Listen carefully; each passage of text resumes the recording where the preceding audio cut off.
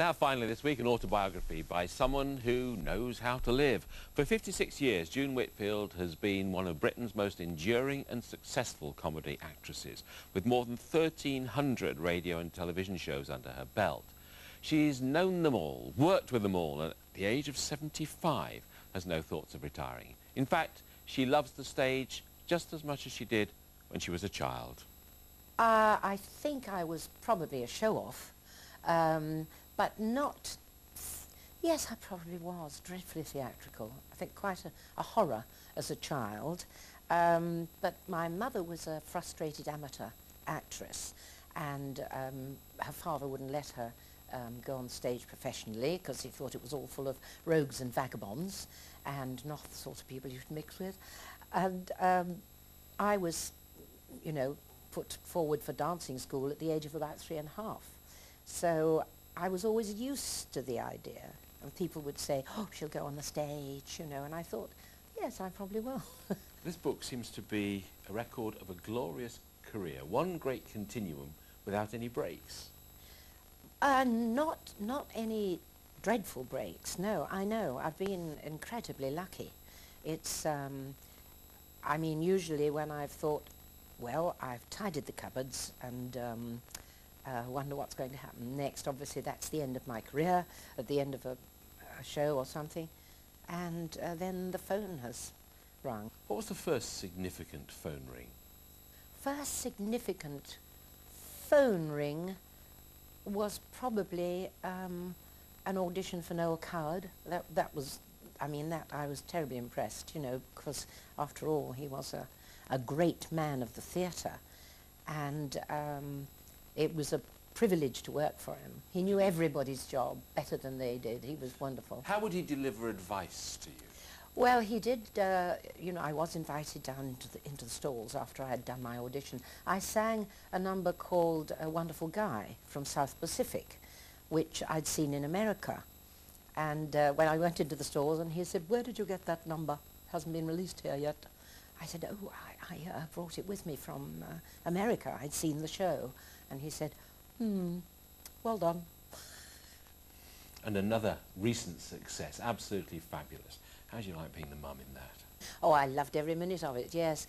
I thought Mother, to start with, was going to be just a sort of suburban mum. And that Eddie, I always thought she was christened Edwina, and she changed it herself to Edina, you know, because it was sort of a bit smarter. And I thought Mum was to be kept in the background and just someone we don't talk about. And then Mum turned out to be a bit of a kleptomaniac and raving mad, really. And you began to see where Eddie got it from. A lot of acting then? Oh, of course. How nice of you to say so. And you're in another piece of comic history, The Blood Donor. You were that nurse. I was there. And that nurse, as you say. Yes, yes. Putting Tony Hancock in his place, really. But he was, yes, he was carrying on a bit. But I loved the Tony was very nervous because he'd had a car accident, and his then wife Cecily was driving him home, and she braked to avoid something and he bashed his head through the windscreen, and he thought he couldn't learn.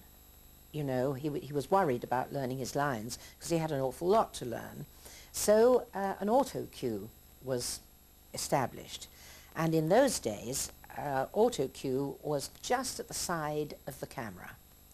So nowadays you can look into the camera and be reading the auto cue, which obviously we're not at this moment. No, no, we're not. No. But then the auto cue was at the side of the camera, so I was looking there at Tony, and he was looking there at me, sort of over my shoulder, and it was a very funny feeling.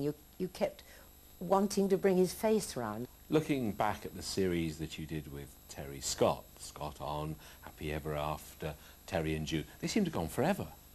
It went on in various shows for about 20 years, because the first one was when he was doing his Scott On series, Scott On a different subject every week on television, and we did a little domestic sketch within the show, and that's what led to Happy Ever After, and then Terry and June. So it was quite a long time. People thought we were married.